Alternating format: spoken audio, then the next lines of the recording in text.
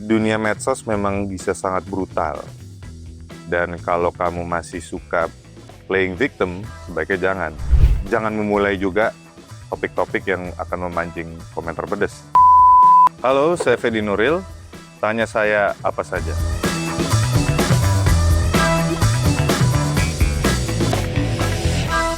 Oke, kita langsung ke pertanyaan pertama. Dulu kan kamu anak band. Kalau nggak jadi aktor, kamu bakal lanjut jadi musisi atau malah punya cita-cita lain? Kemungkinan besar aku akan lanjut jadi musisi. Karena dulu teman sekolah emang ngeband. Cita-cita lain waktu kecil sih aku pengen jadi pilot pesawat tempur Angkatan Udara. Tapi karena mata minus, jadi cita-cita itu dilupakan begitu saja. Pertanyaan kedua, dari semua film kamu, mana yang paling asik kalau di-remake dengan plot twist ala Gen Z? Mungkin ET Cinta. Karena terasa sekali ada perubahan zaman atau perubahan mindset. Kalau film itu tayang, kayaknya sih mungkin nggak selaku dulu. Karena sepertinya Gen Z sama sekali tidak menyukai isu poligami. Jadi mungkin dibuat dengan tidak ada poligami. Karakter mana yang paling nempel sampai susah kamu lepasin setelah syuting? Buat aku ini sih, karakter aku di film Garasi namanya Aga. Jadi ceritanya Aga itu jenius dalam musik. Dan orang yang jenius dalam musik cenderung nyebelin sifatnya, suka ngeremehin lah. Dan ya setelah selesai syuting tuh orang sekelilingku berasa kok aku berasa kayak arogan dan paling jago sendiri, paling ngerti sendiri gitu. Bisa keluar kalimat kayak gimana sih lo kayak gitu aja nggak bisa. Ya itu dia. Kamu pernah nggak disutradarai sesama aktor? Bedanya apa sih rasanya ketika sutradaranya sama-sama ngerti dunia acting? Pernah disutradarai sama Baim Wong dan Reza Rahadian. Bedanya tuh, nah ini kalau sutradaranya aktor juga, itu mereka bisa tahu kalau kita actingnya tuh full pura-pura. Contohnya, ini lagi adegan tapi isi kepala kita tuh, aduh, ini Indomie goreng telur enak banget nih. Itu dari matanya bisa kelihatan, cut, lo kayaknya kurang fokus.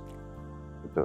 Tapi juga kadang nih ya di adegan, walaupun dialog itu udah selesai, tapi kadang kita masih ingin memainkan gestur, ekspresi. Dan kalau sutradaranya aktor, dia tahu untuk tetap kasih kita waktu sebelum di-cut. Gitu. Jadi dikasih ruang dulu lah untuk improv atau bernapas. Banyak aktor baru yang naik cepat. Gimana cara kamu tetap relevan dan awet di industri? Satu, sebagai aktor yang tampil depan layar nggak bisa dipungkiri harus merawat diri ya. Tetap bersih, tetap proporsional. Intinya menjaga agar tetap enak dilihat walaupun mungkin udah berumur. Yang pasti juga profesional, disiplin, kooperatif, dan ketiga attitude yang baik ya, ramah tamah dan saling menghormati.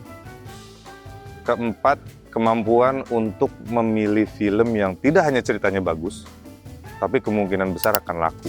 Netizen suka ngecap kamu spesialis drama. Susah nggak sih ngilangin label itu pas kamu coba ambil peran yang beda? Buat aku sih nggak susah ya, karena mau genrenya horor, komedi, action, itu pasti ada unsur drama di situ.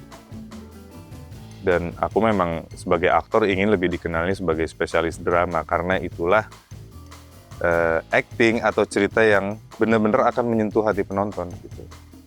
Kalau cuma action, berantem, atau tembak-tembakan tapi nggak ada filosofi yang mendalam, filmnya kayak akan numpang lewat aja. Jadi setelah selesai nonton, kayak nggak ada rasa apa-apa, lebih puas di mata aja gitu, tapi di hatinya nggak tersentuh. Komentar netizen kadang pedes banget. Pernah nggak kamu ngerasa itu sudah masuk tahap cyberbullying?